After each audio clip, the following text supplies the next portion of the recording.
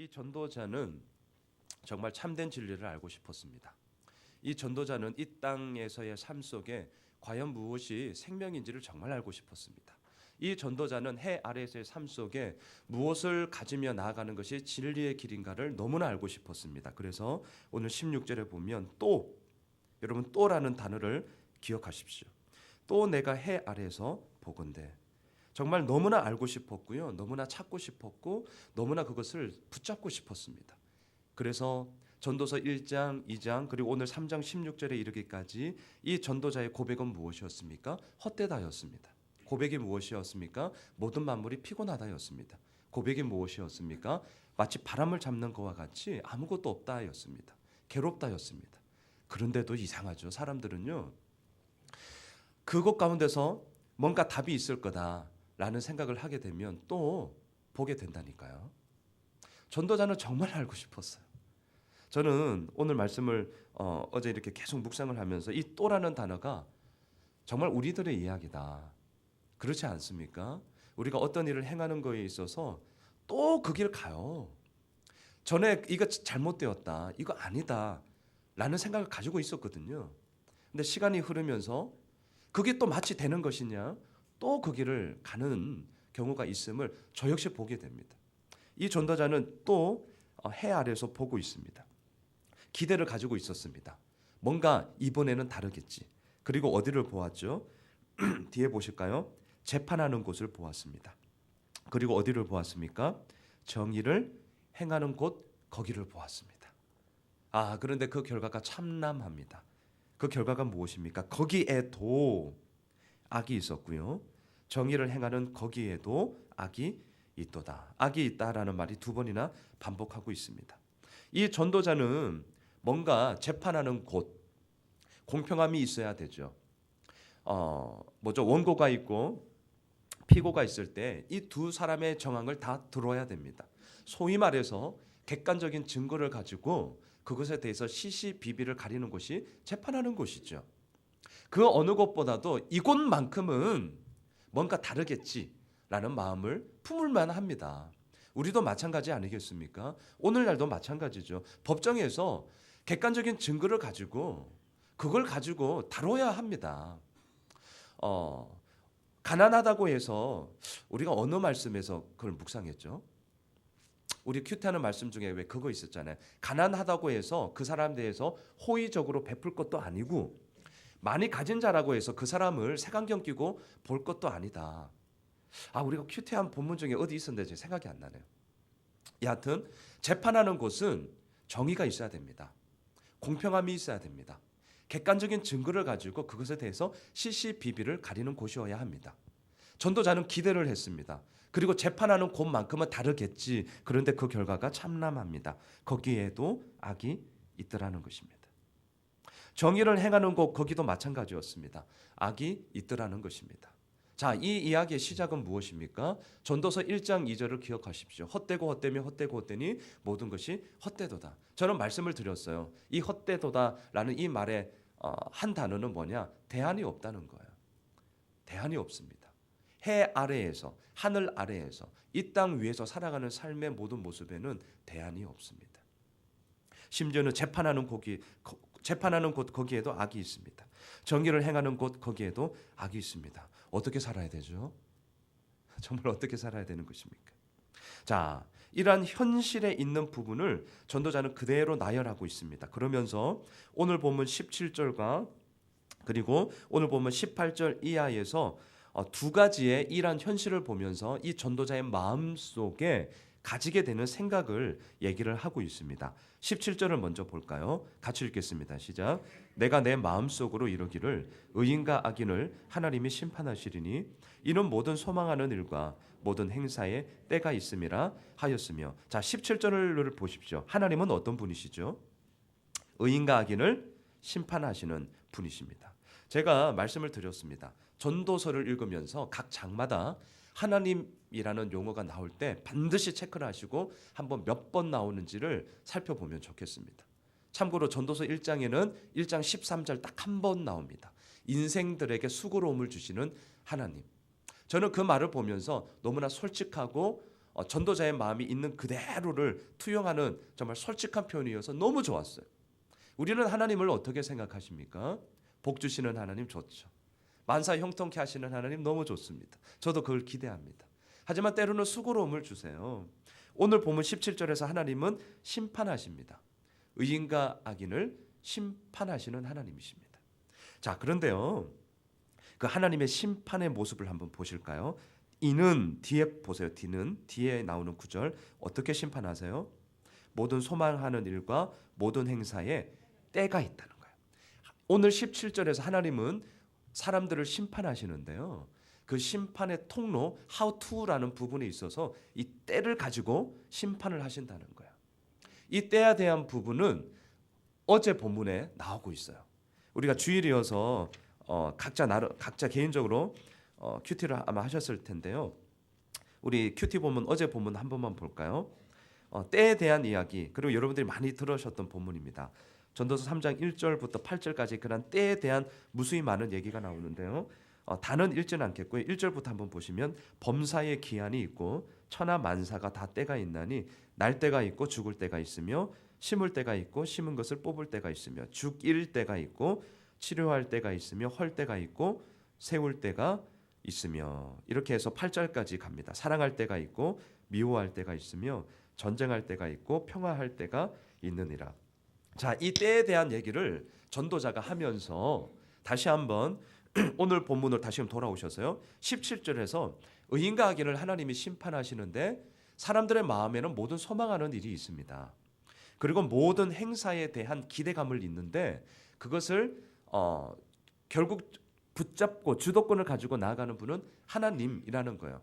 그 하나님이 어떻게 이용하시냐고요? 때를 가지고 그 시시각각의 그 시간, 하나님의 시간표를 가지고 이루어 가시더라라는 것을 오늘 전도자는 우리들에게 얘기를 하고 있습니다. 자, 보세요. 이 이야기 흐름을 보세요. 16절을 놓치지 마세요. 전도자는 정말 알고 싶었고 진리를 추구하고 싶었고 생명이 어디에 있는지를 해 아래 이 땅에서 살면서 정말 보고 싶었어요. 재판하는 곳을 보았습니다. 정의를 행하는 곳을 보았습니다. 근데 거기에도 악이 있는 거예요. 참담한 현실 가운데 이 전도자는 정말 그러면 하나님 뭡니까? 진짜 이 마음이에요. 하나님 뭡니까? 그 속에서 이 전도자가 마음에 생각하는 거예요. 하나님은 정말 심판하시는 분이구나. 어떻게 심판하세요? 때를 가지고 그 각 사람에게 하나님의 그 주도권, 하나님의 시간표를 가지고 진행하시는 분이구나라는 생각을 하게 된다는 거예요. 그러면서 18절을 보실까요? 또 하나님에 대해서 이렇게 얘기를 합니다. 자, 18절 읽겠습니다. 시작. 내가 내 마음속으로 이르기를 인생들의 일에 대하여 하나님이 그들을 시험하시리니 그들이 자기가 짐승과 다름이 없는 줄을 깨닫게 하려 하심이라 하였노라. 자, 18절에 나오는 하나님은 어떤 분이세요? 시험하시는 하나님.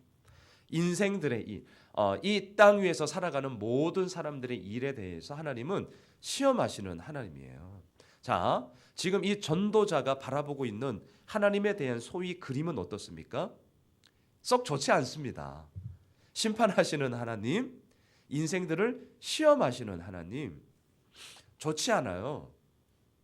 저는 그래서 너무 좋습니다. 솔직하잖아요. 포장지가 없어요. 왜요? 16절에서 현실에 대한 처절한 악을 보았기 때문에요. 그러니까 막 속이 터지는 거예요. 또 보고 있거든. 또 정말 뭔가는 있지 않을까라는 이 기대감과 소망을 가지고 해 아래에 있는 삶 속에 또 보고 있는데 욕심나요. 혹시나 했는데 욕심나요. 그럴 때 우리들 마음속에 들어오는 게 뭐예요? 하나님, 이게 뭡니까? 전도자의 마음이 지금 그건 거예요. 하나님은 심판하시는 분이에요. 하나님은 시험하시는 분이에요. 맨날 심판만 하고 맨날 시험만 하시고 그럼 어떻게 해야 되는 거죠? 자, 이 전도자의 이 마음에 하나님을 향한 그 시선이 올라오는 하나님을 향해서 보고는 있지만 여전히 그 마음에 대한 답답함, 정말 어떻게 해야 되는 겁니까? 하나님이라는 그 마음의 정말 이 씨름이 보여지게 됩니다. 자, 18절에서 오늘 22절까지를 보면 이 한 단락 속에 하나님은 시험하시는데, 그러면서 여러분 18절 우선 뒷부분에 보시면 그들을 시험하시리니 그들이 자기가 짐승과 다름이 없는 줄을 깨닫게 하려 하심이다. 이 말은 무슨 말입니까? 우리들이 가지고 있는 것이 유한하다라고 얘기할 수 있을까요? 좀 원색적인 용어죠. 짐승과 똑같다. 짐승과 똑같다. 라는 얘기를 하고 있습니다. 굽은 것을 곱게 펼 수도 없고요. 부족한 것을 채울 수도 없는 것이 우리들의 모습인데, 이 말은 우리들의 현재의 모습을 직시하라는 전도자의 말입니다. 우리들이 가지고 있는 본 모습을 직시하라. 짐승과 똑같다. 아주 원색적인 정말 강한 표현을 하고 있는 겁니다. 자, 그럼 뭐가 똑같냐? 19절과 20절에 보면 이걸 얘기합니다. 19절에 보면 다 죽더라. 이 얘기합니다. 19절 한번 보실까요? 같이 읽을까요? 시작. 인생이 당하는 일을 짐승도 당하나니 그들이 당하는 일이 일반이라. 다 동일한 호흡이 있어서 짐승이 죽음같이 사람도 죽으니 사람이 짐승보다 뛰어남이 없음은 모든 것이 헛됨이로다. 왜 똑같냐? 다 죽기 때문이더라 라는 얘기를 합니다. 두 번째, 왜 똑같냐? 흙으로 와서 흙으로 똑같이 가기 때문이더라. 20절입니다. 읽겠습니다. 다 흙으로 말미암았으므로 다 흙으로 돌아가나니 다 한 곳으로 가거니와. 네, 전도자는 인생의 끝을 보고 있습니다. 짐승과 똑같다. 강한 표현을 하고 있습니다. 왜냐하면 다 호흡이 끊어지는, 생명이 끝나는 죽음이 있기 때문에. 두 번째, 흙으로 왔고 흙으로 돌아가는 그 삶의 끝을 보면서 우리도 짐승과 똑같더라라고 얘기를 하고 있습니다. 자, 그런데 중요한 것은 22절입니다. 그러므로 그럼 우리는 어떻게 해야 됩니까? 그러므로 22절 읽겠습니다. 시작. 그러므로 나는 사람이 자기 일에 즐거워하는 것보다 더 나은 것이 없음을 보았나니 이는 그것이 그의 몫이기 때문. 여기까지요. 몫이기 때문이다. 자, 그러므로 인생 헛되구나, 인생 별거 없구나 라는 인생 무상, 소위 말하는 인생 무상으로 떨어지시면 안 됩니다. 이 전도자의 결론, 제가 말씀을 누누이 드리잖아요. 하늘 아래에서의 이런 처참하고 참남한 모습을 보면서 그 역설이 있어요. 그 안에 역설, 뭘 봐야 된다는 거죠? 해 위를 보라는 거예요. 하늘 위에서 내려오네. 그래서 제가 찬양한 거예요. 평화 평화로다. 어디에서 오는데요? 하늘 위에서 내려오는 거예요. 해 위에서 내려오는 거예요. 그런데 우리는 하늘 아래에서, 이 땅에서 뭔가를 만들려고, 네, 물론 오늘 22절에서도 우리들의 몫이기 때문이다. 우리들의 몫에 있어서는 최선을 다하셔야 됩니다. 그건 두말할 것도 없는 거예요. 그럼에도 불구하고 우리는 한계가 있다는 것을 반드시 인정하셔야 됩니다. 그래서 19절과 20절에서 얘기하잖아요. 우리 다 죽더라. 우리 다 흙으로 돌아가더라. 한계가 있다라는 거거든요.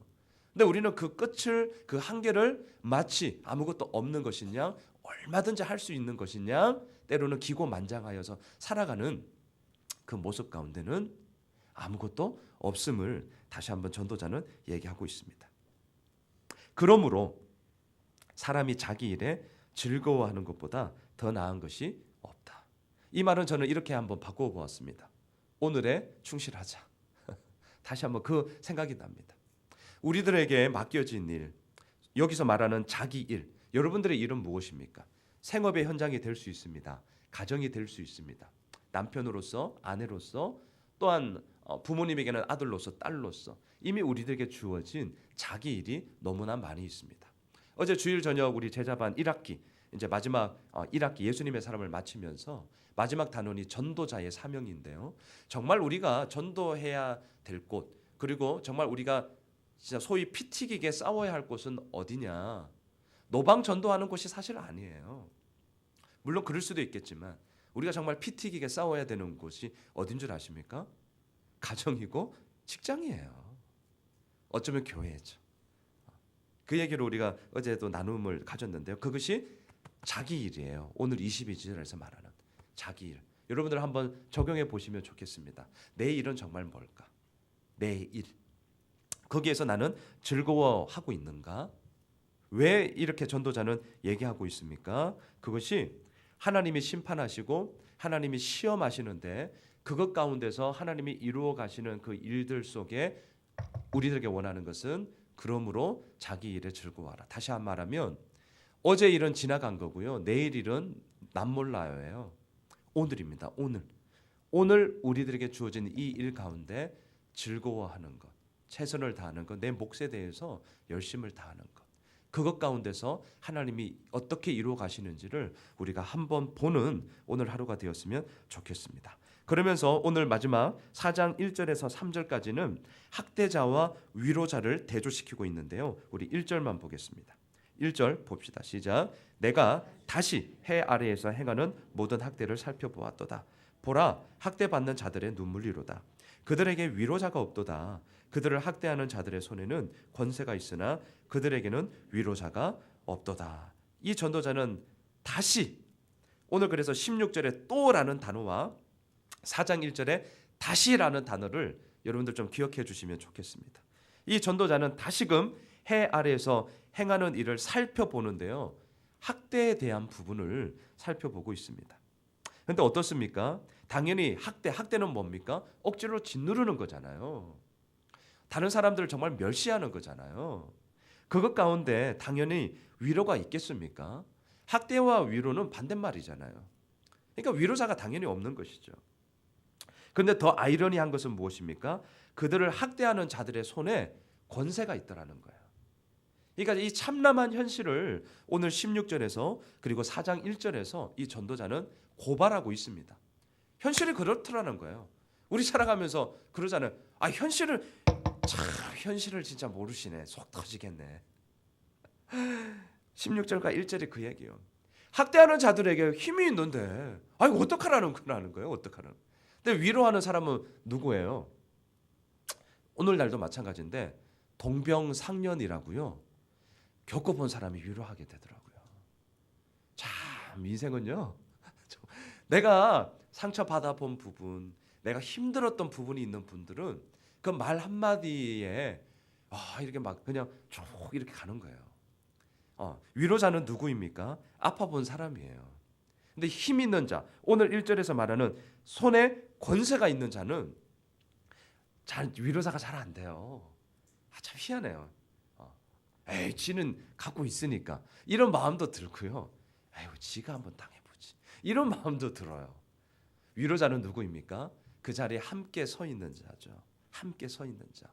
그리고 그것 가운데 때로는 아무 말 하지 않아도 그냥 손 한번 꽉 붙잡아도 그 마음이 진짜 통하는 그 위로자. 그 위로자를 이 전도자는 이 땅 가운데 기대하며 바라보며 나아가고 있습니다. 그런데 그런 자가 없더라는 거예요. 그래서 2절과 3절에 보면 재미있죠. 살아있는 자보다는 이미 죽은 자들이 그렇기 때문에 더 낫고, 이미 죽은 자들보다는 3절에 보면 아직 안 태어난 자들이 아예 더 낫다.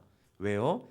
해 아래에서 3절 마지막 부분 보면 해 아래에서 행하는 악한 일을 보지 못한 자가 더 복되다. 그러니까 해 아래에서 이루어지는 모든 일들이 다 여전히 악하기 때문이더라 라고 오늘 본문이 마무리하고 있습니다. 말씀을 정리하겠습니다. 오늘 3장 16절에서 4장 3절까지의 흐름을 이끄는 것은 16절과 4장 1절 현실에 대한 참남함을 얘기를 하면서 그러면 어떻게 우리의 시선을 가져야 될 거냐라고 얘기하고 있습니다. 재판하는 곳에도 악이 있습니다. 정의하는 곳에도 악이 있습니다. 대안이 없습니다.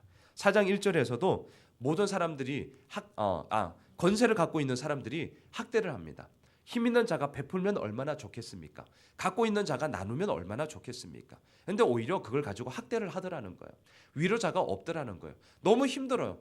이 땅 가운데 이러한 현실 가운데 우리는 어떻게 살아야 되느냐라는 것을 오늘 질문을 하면서 그 가운데 하나님의 심판과 하나님의 시험을 얘기하면서 결국 오늘도 우리는 22절에서 얘기하는 것처럼 자기 일에 즐거워하는 것, 자기 일에 즐거워하는 것, 자기 일에 대해서 최선을 다하는 것, 자기 일에 대해서 충실함을 가지는 것, 물론 그 최선, 충실함, 즐거워함 역시 그 근본은 하늘 아래가 아니라 하늘 위를 바라보며 해 너머에 계신 하나님을 바라보며 나아가는 그 마음을 가지고 이루어져 나갈 때에 진정 참된 위로자가 우리들 삶 가운데 있음을 고백하고 있습니다. 여러분, 오늘 앞서 우리 찬양한 것을 기억하십시오.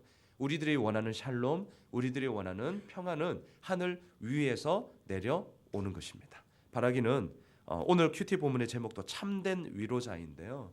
우리들의 참된 위로자는 두말할 것 없이 예수 그리스도이겠죠. 행복의 시작 예수 그리스도이겠죠. 또한 우리들 삶의 그 거룩함을 닮아가기 위한 표본으로 예수 그리스도만이 참된 위로자입니다. 그 주님을 붙잡고 오늘도 우리 함께 달려나가는 우리 모든 믿음의 동력자님들 또 12월 한 달이 되시길 주님의 이름으로 축복합니다. 기도하겠습니다. 하나님, 전도서를 보면서 정말 이 땅에 참담한 현실들 있는 그대로 보게 되는 것 같아서 때로는 더 답답합니다. 무겁습니다. 힘이 듭니다. 하지만 그것 가운데서 정말 어떻게 살아야 되냐라는 이 마음이 절로 나오고 그 결론은 하늘 아래에서 이루어지는 모든 일들 속에 답이 있는 것이 아니라 하늘 너머에 있는 해 너머에 계신 하나님을 반드시 붙잡을 때에만이 우리들의 인생의 참된 위로자요 참된 샬롬의 은혜가 이루어짐을 오늘 본문을 통해서 다시 한번 마음판에 새겨봅니다. 우리들에게 주어진 몫이 있습니다. 내가 해야 할 자기 일이 있습니다. 그 일에 대해서 오늘도 우리는 성실함으로 나아가겠습니다. 하나님, 그것 가운데 하나님만이 하실 수 있는 일로 이끌어가 주십시오. 인도하여 주십시오. 그리고 그로 말미암아 결국 하나님의 때, 하나님의 시간표에 하나님의 시간표대로 이 모든 것들을 이루어 가시는 그 하나님 앞에 온전히 순종하는 자로 서는 하나님의 사람들 되게 하여 주시옵소서. 이 새벽에도 각자의 기도의 제목을 가지고 나왔습니다. 하나님, 그 모든 기도 가운데 하나님의 적실한 은혜로 응답하여 주시옵소서. 예수님의 이름으로 기도드리옵나이다. 아멘. 하늘에 계신 우리 아버지여,